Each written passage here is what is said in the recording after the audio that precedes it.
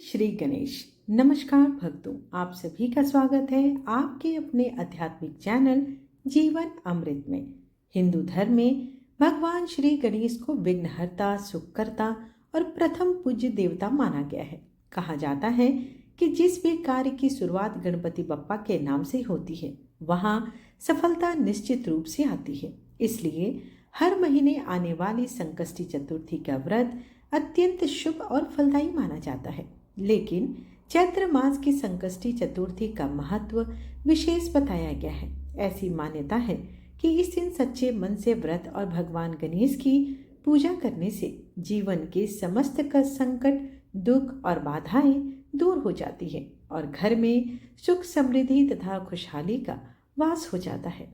धार्मिक ग्रंथों के अनुसार जो भी भक्त इस दिन व्रत रखकर संकष्टी चतुर्थी की कथा सुनते हैं और चंद्रमा को अर्घ्य देते हैं, उनके सभी कष्ट दूर हो जाते हैं और मनोकामनाएं पूर्ण होती है। इसलिए आज के इस पावन अवसर पर हम आपके लिए लेकर आए हैं चैत्र संकष्टी चतुर्थी व्रत की संपूर्ण कथा, पूजा विधि और महत्व। लेकिन कथा शुरू करने से पहले आप सभी भक्तों को चैत्र संकष्टी चतुर्थी की हार्दिक शुभकामनाएं। भगवान श्री गणेश आप सभी के जीवन से हर संकट को दूर करें और आपके घर में सुख समृद्धि का आशीर्वाद दें। तो आइए भक्तों, श्रद्धा और विश्वास के साथ चैत्र संकष्टी चतुर्थी व्रत का श्रवण करते हैं। आज के इस पावन दिन पर आप रसपान करिए गणेश जी और चौथ माता की कथा। धार्मिक मान्यताओं के अनुसार चतुर्थी तिथि भगवान श्री गणेश और चौथ माता को समर्पित होती है। इस दिन व्रत रखकर चौथ माता की कथा सुनने से संतान सुख, परिवार की रक्षा और सभी मनोकामनाओं की पूर्ति का आशीर्वाद प्राप्त होता है। कहा जाता है कि जो महिलाएं श्रद्धा और विश्वास के साथ चौथ माता की पूजा और व्रत कथा सुनती हैं, उनके घर परिवार पर आने वाली हर विपत्ति टल जाती है और माता की कृपा से जीवन में खुशहाली आती है। इसलिए आज के इस पावन अवसर पर हम आपके लिए लेकर आए हैं चौथ माता व्रत की संपूर्ण कथा, साथ ही गणेश जी की कथा।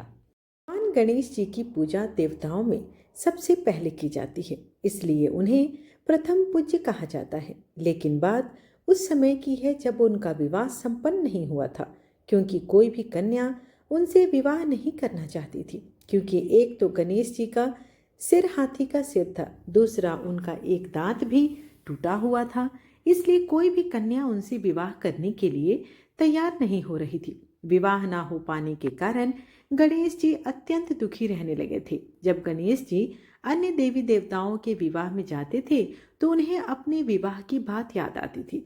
दूसरे देवी देवताओं का विवाह होते देखकर गणेश जी इतने ज्यादा दुखी हो गए थे कि उन्होंने दूसरे देवी देवताओं के विवाह में अड़चन डालना शुरू कर दिया और उनके इस कार्य में उनकी सहायता करता था उनका वाहन मूषक। गणेश जी के आदेश पर उनका वाहन मूषक देवी देवताओं के विवाह में जाता और उनके मंडप को खराब कर देता था, जिस कारण विवाह में बाधा आ रही थी। गणेश जी और मूषक के इन शरारतों से सभी देवता गण परेशान हो गए थे। इसलिए एक बार सभी देवता गण मिलकर गणेश जी के पिता अर्थात महादेव जी के पास उसकी शिकायत लेकर गए। लेकिन शिव जी के पास भी इस समस्या का कोई समाधान नहीं था, इसलिए उन्होंने देवताओं की सहायता करने के लिए मना कर दिया। तब भगवान शिव और माता पार्वती ने देवताओं को इतना कहा कि इस समस्या का हल तो केवल ब्रह्मा जी के ही पास है। महादेव जी और देवी पार्वती की बात सुनकर सारे देवी देवता श्री ब्रह्मा जी के पास चले गए। उस समय ब्रह्मा जी योग निद्रा में लीन थे।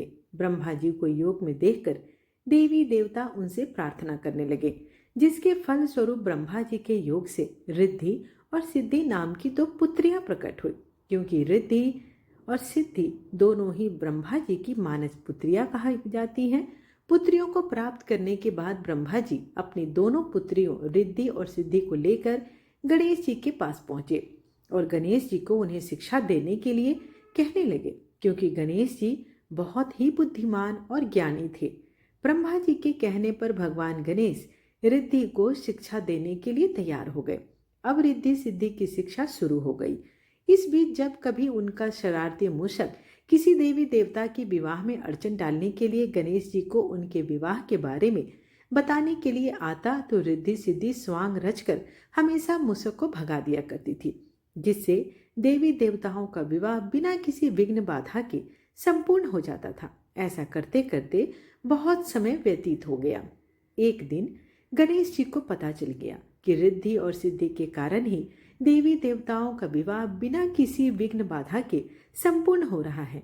इस बात का पता जब गणेश जी को लगा तो गणेश जी बहुत क्रोधित हुए, लेकिन गणेश जी क्रोधित कर पाते इससे पहले ही श्री ब्रह्मा जी वहां प्रकट हो गए और गणेश जी से कहने लगे कि हे गणेश, मेरे दोनों पुत्रियों रिद्धि और सिद्धि के लिए मुझे कोई योग्य वर नहीं मिल रहा है, इसलिए मैं आपसे अनुरोध करता हूँ कि आप ही मेरी दोनों पुत्रियों से विवाह कर लीजिए। तब ब्रह्मा जी के कहने पर गणेश जी रिद्धि सिद्धि से विवाह करने के लिए तैयार हो गए और फिर उनका विवाह बड़े ही धूमधाम से रिद्धि और सिद्धि के साथ हुआ। ऐसी मान्यता है कि गणेश जी ने रिद्धि और सिद्धि से 2 पुत्र हुए, जिनका नाम शुभ और लाभ है। कुछ कथाओं में ऐसा भी वर्णन मिलता है कि रिद्धि सिद्धि प्रजापति विश्वकर्मा जी की पुत्रियां हैं। आज के दिन गणेश भगवान की पूजा करने से ऐसा माना जाता है कि भगवान गणेश के साथ साथ रिद्धि सिद्धि और शुभ और लाभ की पूजा भी स्वयं हो जाती है और इन सब का भी आशीर्वाद हमें प्राप्त हो जाता है। तो यह थी गणेश भगवान की कहानी। अब सुनिए संकष्टी चतुर्थी की पौराणिक व्रत कथा। एक समय की बात है, देवी पार्वती जी ने गणेश जी से पूछा, हे गणेश जी, चैत्र कृष्ण चतुर्थी को गणेश जी की पूजा कैसे करनी चाहिए? इस दिन भोजन क्या करना चाहिए? चैत्र मास के गणपति देवता का क्या नाम है? इनके पूजन आदि का क्या विधान है? यह सब आप मुझसे कहिए। तब गणेश जी कहने लगे, हे माते, चैत्र मास कृष्ण चतुर्थी के दिन विकट नाम से गणेश जी की पूजा करनी चाहिए। दिन भर व्रत रखकर रात में षोडशोपचार से पूजन करना चाहिए। ब्राह्मण भोजन कराने के बाद ही इस दिन फलाहार करना चाहिए। यह व्रत सभी प्रकार के संकटों का नाश करने वाला है और इस दिन शुद्ध घी के साथ बिजौरे नींबू का हवन करने से बाजन स्त्रियां भी पुत्रवती हो जाती है। हे देवी, इसका इतिहास बड़ा ही विचित्र है। मैं उसे कह रहा हूँ। इसके स्मरण मात्र से ही मनुष्य को सिद्धि प्राप्त होती है। अब हे माते, आप भी इस कथा को ध्यान पूर्वक श्रवण करिए। प्राचीन काल में सतयुग में मकर ध्वज नाम से एक राजा हुए। वे अपनी प्रजा का बहुत अच्छे से पालन किया करते थे। उनकी प्रजा भी उन्हें बहुत प्रेम करती थी। उनके राज्य में कोई भी निर्धन गरीब नहीं था। चारों वर्ण अर्थात ब्राह्मण, क्षत्रिय, वैश्य, शूद्र अपने अपने धर्मों का पालन किया करते थे। प्रजा को चोर डाकू आदि का बिल्कुल भी भय नहीं था। प्रजा स्वस्थ, मग्न और उदार स्वभाव की थी। सभी लोग दयालु, सुंदर, बुद्धिमान, दानी और धार्मिक प्रवृत्ति के थे। इतना सुंदर शासन राज्य होते हुए भी राजा को पुत्र की प्राप्ति नहीं हुई। इसके बाद महर्षि वाल्कव्य की कृपा से उनके द्वारा दिए गए उपदेश से उन्हें बाद में पुत्र की प्राप्ति हुई। राजा राज्य का सारा भार अपने मंत्री धर्मपाल पर सौंपकर तरह तरह के खेल खिलौने से अपने राजकुमार का पालन पोषण करने लगे। राज्य शासन हाथ में आ जाने के कारण मंत्री धर्मपाल धन्य धान्य द्वारा समृद्ध हो गए और मंत्री महोदय को एक से बढ़कर एक 5 पुत्र हुए। मंत्री पुत्रों का धूमधाम के साथ विवाह हुआ और वे सभी धन का उपभोग करने लगे। मंत्री के सबसे छोटे लड़के की पत्नी अत्यंत धर्मपरायणी थी। चैत्र कृष्ण चतुर्थी आने पर उसने बड़े भक्ति भाव से गणेश जी की पूजा की। उसका पूजन और व्रत देखकर उसकी सास एक दिन उससे कहने लगे, अरे, क्या तंत्र मंत्र के द्वारा तुम मेरे पुत्र को अपने वश में रखने का उपाय कर रही हो? बार बार सास के मना किए जाने पर भी जब बहू नहीं मानी तो सास ने कहा, अरे दुष्टा, तू मेरी बात क्यों नहीं मान रही है? तुझे पीट कर ठीक कर दूंगी। यह सब तांत्रिक अभिचार मुझे बिल्कुल भी पसंद नहीं है। सासू माँ के इस प्रश्न के उत्तर में बहू कहने लगी, सासू माँ, मैं तो संकट नाशक विघ्नहर्ता गणेश जी का व्रत कर रही हूँ। यह व्रत अत्यंत फलदायक है। अपनी बहू की बात सुनकर उसने फिर अपने पुत्र से कहा, हे पुत्र, तुम्हारी पत्नी तो जादू टोना पर उतारू हो गई है। मेरे कई बार मना करने पर भी वह नहीं मानती। तुम इसको मार पीट कर ठीक कर दो ताकि यह इस प्रकार का तंत्र विद्या हमारे घर पर करना छोड़ दे। और मैं किसी गणेश जी को नहीं जानती, यह कौन है और इनका कौन सा व्रत होता है? अरे हम लोग तो राजकुल के मनुष्य हैं, फिर भला हम लोगों पर किस प्रकार की विपत्ति आएगी और यह किस तरह के विपत्ति को नष्ट करेंगे? इस तरह माँ की बातों में आने के बाद बेटे ने अपनी पत्नी को बहुत पीटा, मार पीटा, और इतना पीड़ा सहने के बाद भी पत्नी ने गजानन जी की पूजा करना बंद नहीं किया। उसने गजानन का व्रत किया। पूजा करने के बाद वह गणेश जी को याद करती हुई, उनका स्मरण करती हुई सच्चे मन से उनसे प्रार्थना करने लगी, हे गणेश जी, आप किसी भी तरह का मेरे सास ससुर को दे दीजिए ताकि उनके मन में आपके प्रति भक्ति जाग जाए। और फिर तो गणेश भगवान जी ने बहू की भक्ति को देखकर और उस पर प्रसन्न होकर देखते ही देखते राजकुमार का अपहरण करके मंत्री धर्मपाल के महल में छुपाकर रख दिया। बाद में उसके वस्त्र आभूषण आदि उतारकर राजमहल में फेंक दिए और खुद अंतर ध्यान हो गए। इधर राजा ने अपने पुत्र को बहुत तेजी से पुकारा, लेकिन बदले में कोई जवाब नहीं आया। फिर उन्होंने मंत्री के महल में जाकर पूछा कि मेरा राजकुमार कहाँ चला गया है? महल में उसके सभी वस्त्र आभूषण तो हैं, लेकिन राजकुमार कहाँ चला गया? किसने ऐसा निंदनीय अपराध किया है? हाय, मेरा राजकुमार कहाँ गया? ऐसा कहकर वो राजा विलाप करने लगे। राजा की बात सुनकर मंत्री ने उत्तर दिया, हे राजन, आपका चंचल पुत्र कहाँ चला गया इसका मुझे नहीं पता है। मैं अभी गांव, नगर, बाग, बगीचे सब जगह पर जाकर खोज कर आता हूँ। इसके बाद राजा ने अपने मंत्रियों से, अपने सारे सेवकों से कहा, हे अंगरक्षकों, हे मंत्रियों, मेरे पुत्र का जल्दी ही पता लगाओ। राजा का आदेश पाकर राजा के दूत और सेवक सभी लोग जगह जगह पर राजकुमार की खोज करने लगे। जब कहीं भी पता नहीं लगा तो आकर राजा से डरते डरते उन्होंने कहा कि हे महाराज, अपहरण कर्मियों का तो नहीं कोई सुराग नहीं मिला और राजकुमार को भी किसी ने आते जाते भी नहीं देखा।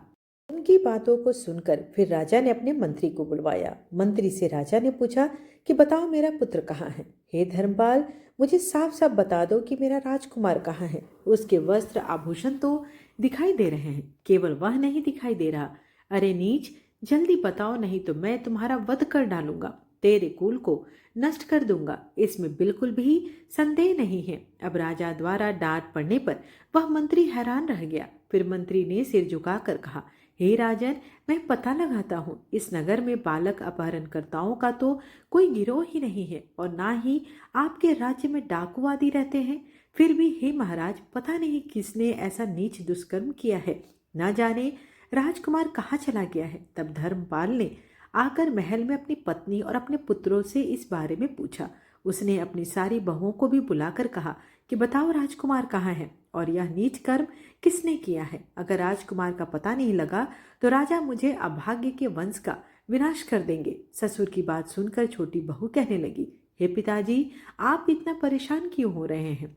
आप पर गणेश जी का कोप हुआ है, इसलिए आप गणेश जी की आराधना कीजिए, तभी आपका यह संकट दूर होगा। राजा से लेकर नगर के सभी स्त्री पुरुष बालक वृद्ध संकटनाशक चतुर्थी का व्रत विधि पूर्वक करेंगे तो गणेश जी की कृपा से राजकुमार मिल जाएंगे। बहू ने कहा, पिताजी, मेरा वचन कभी मिथ्या नहीं होगा। छोटी बहू की बात सुनकर ससुर ने हाथ जोड़कर कहा, हे बहू, तुम धन्य हो, तुम मेरा और मेरे कुल का उद्धार कर दोगी। बताओ बेटी, गणेश जी की पूजा कैसे हो जाती है? मैं मंदबुद्धि होने के कारण व्रत के महात्मा को नहीं जानता हूँ। हे कल्याणी, हम लोगों से जो भी अपराध हुआ है उसे क्षमा कर दो, राजकुमार का पता लगा दो। तब सभी लोगों ने मिलकर कष्टनाशक गणेश चतुर्थी का व्रत आरंभ कर दिया। राजा सहित समस्त प्रजाजनों ने गणेश भगवान की प्रसन्नता के लिए इस उत्तम व्रत को किया, जिससे गणेश भगवान प्रसन्न हो गए और सब लोगों के देखते ही देखते उन्होंने राजकुमार को प्रकट कर दिया। राजकुमार को सामने देखकर राजा सहित सभी नगरवासी आश्चर्य में पड़ गए। सब लोग बहुत प्रसन्न हुए और राजा के प्रसन्नता की तो मानो कोई सीमा ही नहीं रही। राजा कह उठे, हे गणेश जी भगवान, आप धन्य हैं और इस मंत्री की कल्याणी बहू भी धन्य है, जिसकी कृपा से मेरा पुत्र यमराज के यहाँ से लौट कर आ गया है। इसलिए अब सब लोग इस संतानदायक और कष्ट निवारक व्रत को निरंतर विधि पूर्वक करते रहें। अपनी माता पार्वती को इस प्रकार व्रत का विधान बताकर गणेश भगवान मौन हो गए। यह सारी कथा धर्मराज युधिष्ठिर के पूछने पर भगवान श्री कृष्ण ने उन्हें सुनाई थी और कहा, हे धर्मराज, त्रैलोक्य में इस व्रत से बढ़कर अन्य कोई व्रत नहीं है। हे धर्मराज, आप भी अपने नगर के और अपने समस्त कलेशों के नाश के लिए इस व्रत को अवश्य कीजिए। श्री कृष्ण भगवान के श्रीमुख से इस कथा को विस्तार पूर्वक सुनकर तब धर्मराज युधिष्ठिर ने भी भक्ति भाव से चैत्र कृष्ण चतुर्थी का व्रत किया और गणपति भगवान की कृपा से अपने खोए हुए राज्य को पुनः प्राप्त कर लिया। चतुर्थी तिथि आने पर स्नान करने के बाद सोने, चांदी, तांबे, पीतल या मिट्टी से बनी भगवान गणेश की मूर्ति स्थापित करनी चाहिए। गणेश जी को स्नान कराना चाहिए। इसके बाद उन्हें जनेऊ धारण कराएं। अबीर, गुलाल, चंदन, सिंदूर, दुर्वा, अक्षत, फूलों से श्रृंगार करें और गणेश मंत्र बोलते हुए दुर्वा अर्पित करनी चाहिए। भगवान को मोदक और लड्डुओं का भोग लगाएं। कपूर जलाएं, धूप दीप से आरती उतारें। पूजा करने के बाद भगवान से सच्चे हृदय से क्षमा याचना करना न भूलें। अंत में जो प्रसाद है खुद भी ग्रहण करें और बाकी जो भी लोग आपके घर के हैं उन्हें अवश्य बांटें। अगर संभव हो सके तो घर में ब्राह्मणों को भोजन करा सकते हैं तो भोजन कराएं और दक्षिणा दें। इस प्रकार जो भी विघ्नहर्ता भगवान गणेश जी को समर्पित यह व्रत करता है उनके सभी कष्टों का नाश हो जाता है और उन पर सदैव गणेश भगवान की कृपा बनी रहती है। सभी श्रोतागणों, प्रेम से बोलिए विघ्नहर्ता गणेश की जय। आइए अब हम रसपान करेंगे चौथ माता की कथा, जिनके बिना संकष्टी चतुर्थी की कथा अधूरी मानी जाती है। प्राचीन कथा के अनुसार एक बार एक सेठानी थे। उनके एक बेटा और बहू थे।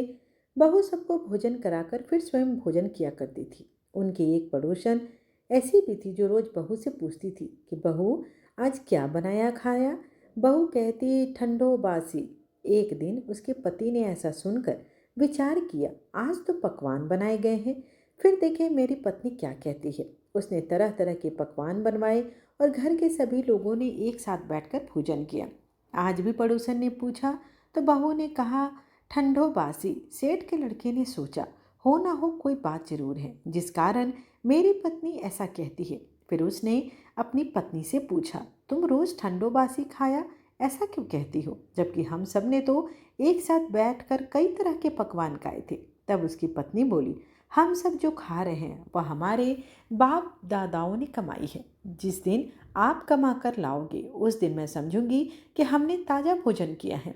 सेठ के लड़के ने इस बात पर खूब विचार किया। फिर एक दिन अपनी माँ से बोला, माँ मैं एक बड़े शहर में पैसे कमाने जा रहा हूँ। माँ बोली, बेटा हमारे पास तो इतना धन है कि खाए नहीं खाया जाएगा। माँ के मना करने पर भी बेटे ने खुद कमाने का निश्चय कर लिया और जाते समय अपनी पत्नी से बोला कि मैं जब तक कमाकर बहुत सारा धन लेकर वापस न लौटूंगा तुम चूल्हे की आग बुझने न देना।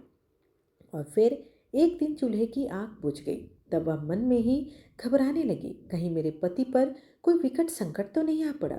जल्दी से पड़ोस में से आग लाकर चूल्हे में रख दूं, ऐसा सोचकर वह पड़ोस में गई। वहां पड़ोसन चौथ माता का व्रत पूजन कर रही थी। पड़ोसन ने कहा, बहन थोड़ी देर में आकर ले जाना। बहू ने पड़ोसन से पूछा, आप यह व्रत क्यों करती हैं, इससे क्या पुण्य मिलता है। पड़ोसन बोली, चौथ माता के इस व्रत को करने से अन्न लक्ष्मी मिले और अपनी मनोकामना भी पूर्ण होती है।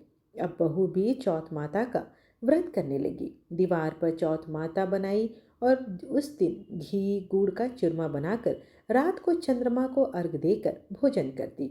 ऐसा करते करते उसे बहुत समय व्यतीत हो गया। उधर चौथ माता ने बहू के पति को सपने में दर्शन दिए कि साहूकार के बेटे तू जाग रहा है कि सो रहा है, तेरी पत्नी तुझे बहुत याद कर रही है। जा घर जा और उसकी चिंता मिटा। तू दुकान खोलकर कुक केसर पर पगलिया बनाकर बैठ जाना। आज तेरा सारा हिसाब किताब हो जाएगा। अब तो चौथ माता ने जैसा कहा वैसा ही हुआ। उसने घर जाने की तैयारी की और गाड़ी भरकर धन दौलत लेकर चल पड़ा। रास्ते में एक बड़ा सा काला नाग फन फैलाए बैठ गया और बोला, आज तो मैं तुम्हें डसूंगा, छोड़ूंगा नहीं, तेरी उम्र पूरी हो चुकी है। सेठ का लड़का बोला, आज चौथ माता ने मुझे अपना स्वप्न दिया था तो मैं अपनी पत्नी से मिलने जा रहा हूँ। वहाँ मेरी पत्नी मेरा इंतज़ार कर रही होगी, बहुत चिंता कर रही होगी। मैं उससे मिलकर ज़रूर वापस आ जाऊँगा, तब तुम मुझे डस लेना। नाग बोला, तुम अगर शपथ लेकर जाओगे तो ही मैं तुम्हें जाने दूंगा। अगर तुम लौट कर नहीं आए तो मैं तुम्हारे घर पर आकर ही तुम्हें डस लूंगा। इस प्रकार साहूकार का वह बेटा सांप को वचन देकर अपने घर पहुंच गया। वहां सभी से हंसी खुशी से मिला और भोजन करके फिर एक कोने में उदास होकर बैठ गया। उसकी पत्नी ने उदासी का कारण पूछा तो पति ने काले नाग वाली बात बताते हुए कहा, अगर मैं उसके पास नहीं जाऊंगा तो वह घर आकर ही मुझे डस लेगा। पत्नी बहुत चतुर थी, बोली, आप घबराओ नहीं, लेट जाओ, मैं एक उपाय करती हूँ। पत्नी ने कमरे की 7 पौड़ी धोई। पहली पीढ़ी पर रेत, दूसरी पर इत्र, तीसरी पर गुलाल फूल, चौथी पर कुमकेश्वर, पांचवी पर लड्डू पेठा, छठी पर गादी गलीचा और सातवीं सीढ़ी पर दूध से भरकर कटोरा रख दिया। इस प्रकार वह सातों ही पैड़ी सजाकर बैठ गई। आधी रात होते ही वह नाग आकर पहली पैड़ी चढ़ने लगा। पहली पैड़ी पर रेत में लौटा लेट गया और कहने लगा, सेठ की बहू ने आराम तो बहुत दिया, लेकिन क्या करूं, वचन से बंद कर मैं यहाँ आया हूँ, इसलिए डसूंगा तो मैं जरूर। इस प्रकार सातों ही पौड़ियों पर वह नाग आराम करता हुआ और कहता कि डसूंगा जरूर कमरे में जाने ही वाला था कि चौथ माता ने विचार किया कि अगर मैं इसे नहीं बचाऊंगी तो संसार में धर्म कर्म और व्रत पूजन फिर कौन करेगा। अब तो गणेश जी, चंद्रमा जी और चौथ माता ने साहूकार के बेटे को बचाने का विचार किया। चंद्रमा जी ने उजाला कर दिया, चौथ माता ढाल बन गई और गणेश जी ने तलवार लेकर नाग को मार दिया और ढाल से ढक दिया। बहू भी थकी हारी सो गई। दिन हुआ तो लोग बेटे से मिलने आए, परंतु बेटा बहू तो उठे ही नहीं थे। बहुत देर हो गई तो माँ उन्हें उठाने के लिए गई। माँ ने सातों पौड़ियों पर जो कुछ देखा तो बहुत घबराई और जोर से बेटे बहू को आवाज लगाई। बेटा बहू उठे तो देखा कि एक ढाल तलवार वहां पड़ी है।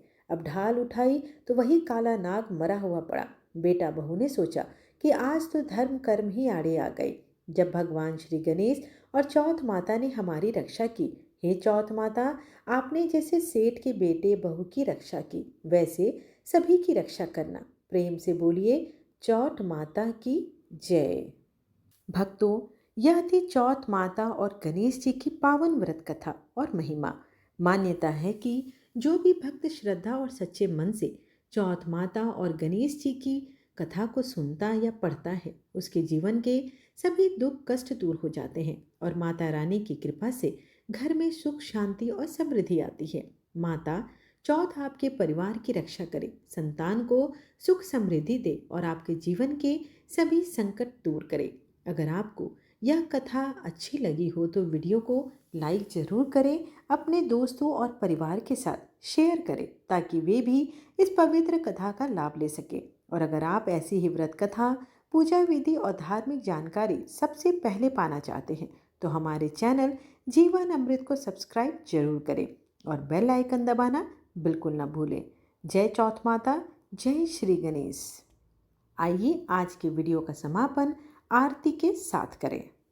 जय गणेश जय गणेश जय गणेश देवा, माता जाकी पार्वती पिता महादेवा। जय गणेश जय गणेश जय गणेश देवा, माता जाकी पार्वती पिता महादेवा। एक दंत दयावंत चार भुजाधारी, माथे सिंदूर सोहे मूस की सवारी। जय गणेश जय गणेश जय गणेश देवा, माता जाकी पार्वती पिता महादेवा।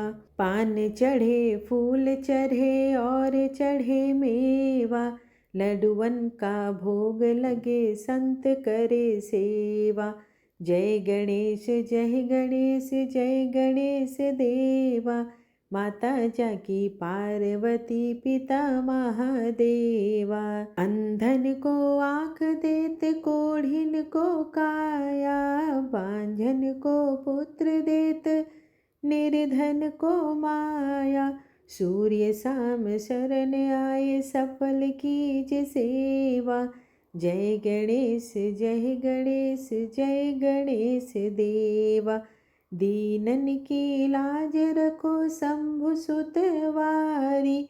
कामना को पूर्ण करो जग बलिहारी। जय गणेश जय गणेश जय गणेश देवा। माता जकी पार्वती पिता महादेवा। प्रेम से बोलो गणपति बप्पा मोरया। धन्यवाद।